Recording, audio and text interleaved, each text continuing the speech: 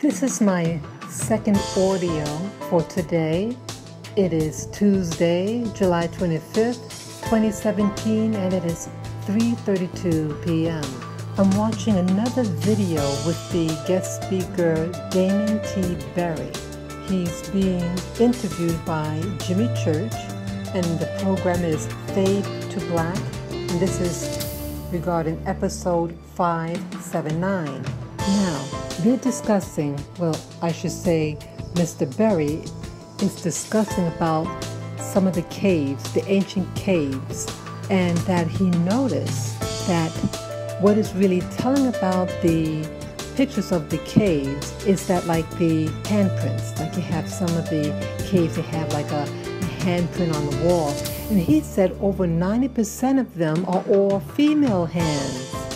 I never noticed that. I wouldn't know a male or female hand. I'm just saying it's just some handprint on the wall. But he said the mass majority are females, and that this was like the survivors of Earth, the last call for help and to leave their mark behind, to try to tell a story what's happening in the world. Now, growing up and seeing things about the caves with the ancient drawings, they never showed that it was a female who did any of the artwork or the handprints on the wall. So this made me start to think about what's written in the Bible. I think it's chapter 6 of Genesis, verse 6, about the daughters of men and the sons of God.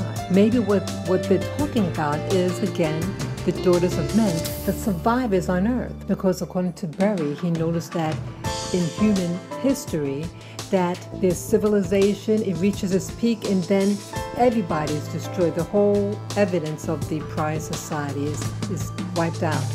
And then it starts up again. And then the cycle keeps on repeating itself.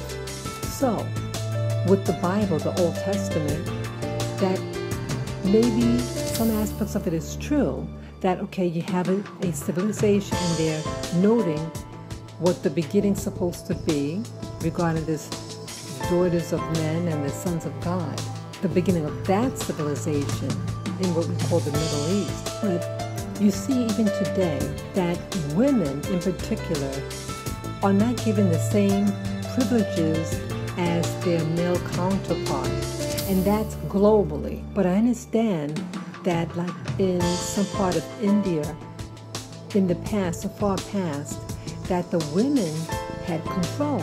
So reading the scriptures of Genesis chapter 6 verse 6 about the women, and again, the women didn't really have any say in the matter. Bodies were taken over by these males. So maybe this is also explaining why there is a rift between the male and female, and that the male is taking control over the women. And in some societies, this is very prominent, such as Saudi Arabia. Women are virtual slaves and have no rights. They cannot go outside without any male counterpart. Even if that male is an infant, they have to be in the presence of a male. So this is putting a check over the female to oppress her. Even today, 2017, that women still get less money than their male counterpart.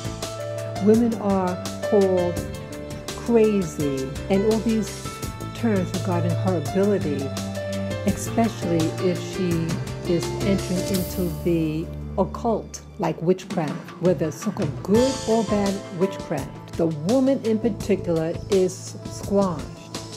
Even with what we call the Pilgrims of Massachusetts, they came from Britain, and then they had a witch hunt. And the masses of the people who were killed were females, the so-called female witches, not their warlock counterpart, but it's something targeted against women. Women acquiring knowledge. Knowledge is power. And the system that's in place right now is putting a squash of knowledge, true knowledge, to be obtained by the female counterpart. But when a male acquires knowledge, he is called wise. But when a woman does, she is called disobedient and rebellious. So if early on in our human history, if only humans that are alive are female. Anybody after that is an alien and is in antithesis against the female, the reminder of who this planet really belongs to, she and her children. And there's a war against children as well, as there is like a war against the female. So this is just food for thought.